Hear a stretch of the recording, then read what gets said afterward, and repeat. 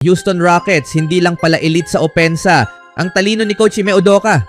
Kawhi Leonard, excited ng maglaro para sa Clippers. At Warriors, marami na ngayong nakalink sa team. Norman Powell, bigatin. Nagsisimula nang nagpapakita ang Houston Rockets bilang isang tunay na banta sa Western Conference. Gamit ang isang batang core na dapat lamang umunlad sa mga susunod na season, nagpapakita sila ng kapansin-pansing pag-unlad kasama si Coach Ime Udoka at itinataguyod ang kanilang sarili bilang isang elite defensive unit. Isang lugar kung saan namumukod tangi ang Rockets ay ang kanilang rebounding prowess. Alperen Sengun at Jabari Smith Jr. ay above average na mga rebounder at mayroon din silang mga pisikal na manlalaro na hindi natatakot na bumagsak sa mga board tulad nina Steven Adams, Tari Eason, Dillon Brooks at Amen Thompson. Nag-ambag ito sa Rockets na maging pinakamahusay na rebounding team sa NBA sa malawak na margin. Ang Rockets ay may average na 50 rebounds per game, kasunod ng 122 to 115 overtime. Napanalo nung Huwebes laban sa Philadelphia, sila ay nasa bilis para sa pangalawang pinakamataas na rebounding average mula noong 2019 to 20 season. Nang ang Milwaukee Bucks ay humakot ng 51.7 boards per game. Nasa pangalawang pwesto ang Houston sa Western Conference na may 14-6 record at nanalo ng 4 sa huling 5 nito. 5 sa mga rotation player ay 22 o mas bata at ang Rockets ay nagpo-post ng pangalawang pinakamahusay na depensa sa NBA. Mula nang pumalit si Ime Udoka sa Houston, tumaas sa 53.9% ang winning percentage ng Rockets. Upang ilagay ang mga bagay sa pananaw, nagkaroon ng Houston ng panalong porsyento na 24% sa pagitan ng 2019 and 2023. Naging matalino si Udoka tungkol sa hindi pagbabago ng mga bagay na gumagana. Ang 3-man lineup nina Brooks, Sengun at Thompson ay parehong may pinakamahusay na defensive rating at net rating sa NBA kapag pinagsama-sama ang 100 minutong paglalaro. Malaki ang epekto ni Sengun at Jalen Green dahil nagawa nilang buuin ang kanilang 2023-24 breakout season upang maitaguyod ang kanilang sarili bilang isa sa mga rising star sa liga.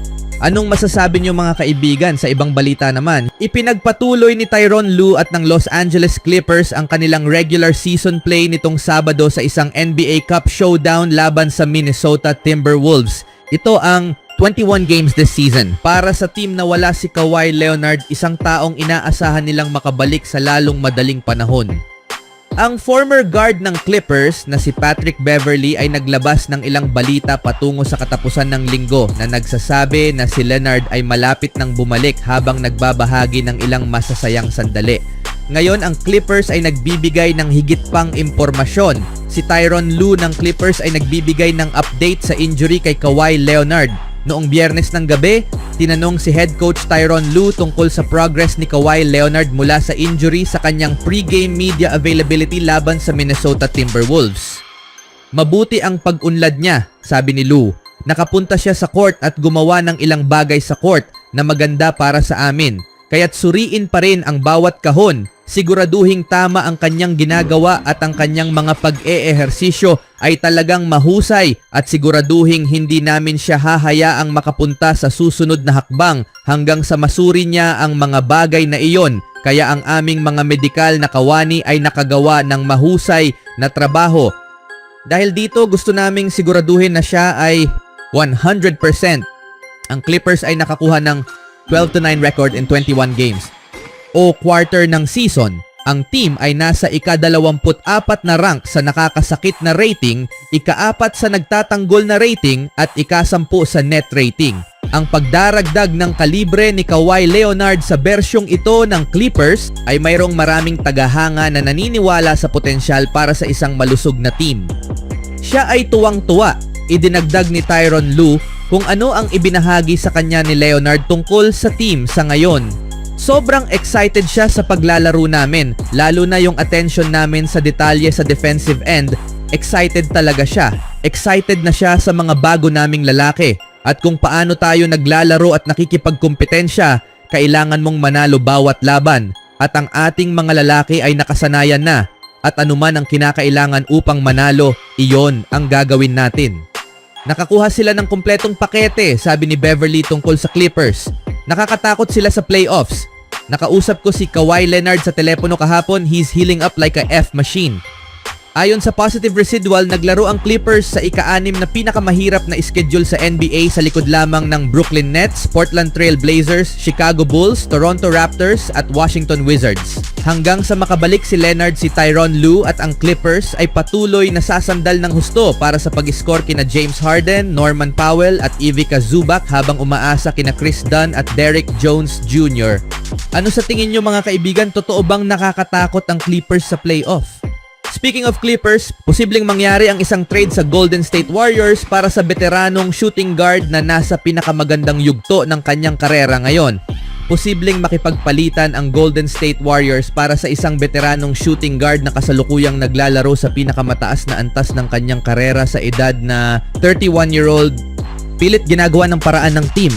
Ang Warriors ay nasa mahirap na kalagayan matapos mawala si DeAnthony Melton para sa natitirang bahagi ng season dahil sa ACL injury. Dahil nasa expiring deal si Melton, kilalang naghahanap ang Golden State ng trade para sa kanya kasama ang iba pang assets upang makuha ang manlalaro o mga manlalaro na maaaring punan ang kontribusyon na nawala dahil sa injury ni Melton. Ang pinakabagong ideya ng trade para sa Warriors ay nagmula kay Zach Buckley ng Bleacher Report.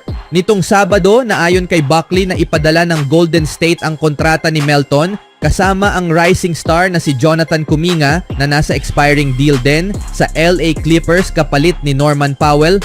Mga kakulangan sa opensa ng Warriors. May depensang pangkampyonato ang Warriors at opensa na pinangungunahan ni Stephen Curry, ani ni Buckley. Ngunit ang wala sa kanila ay isang malinaw na pangalawang opsyon sa opensa na maaaring magdulot ng seryosong problema. Habang ito ang kahalagahan ng trade para kay Powell, mahirap para sa Warriors na magkasya ang kanilang budget para sa malaking move.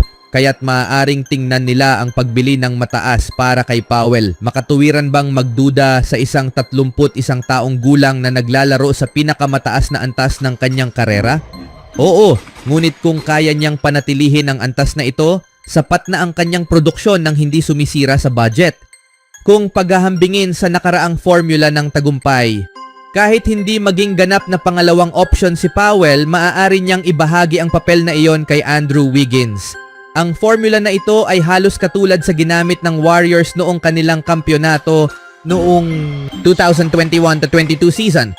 Para sa perspektibo ng Clippers, para sa Clippers may saysay ang trade ng mataas kay Powell. Kapalit nito, maaari nilang makuha si Kuminga, ang ika-7 overall pick sa 2021 draft na nagpapakita ng potensyal bilang shot creator at versatile defensive stopper.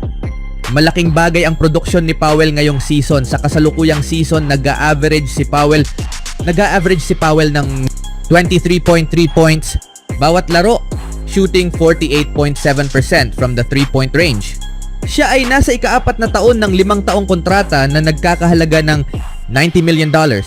Para sa Warriors, ang trade na ito ay maaaring magbigay ng panibagong lakas at tsansa para manatiling kompetitibo sa liga. Anong masasabi nyo dito mga kaibigan?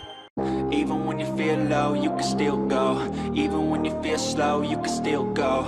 Even when there's no hope, you can still go. I never answer to no, man, I still go. Go, go, go, go.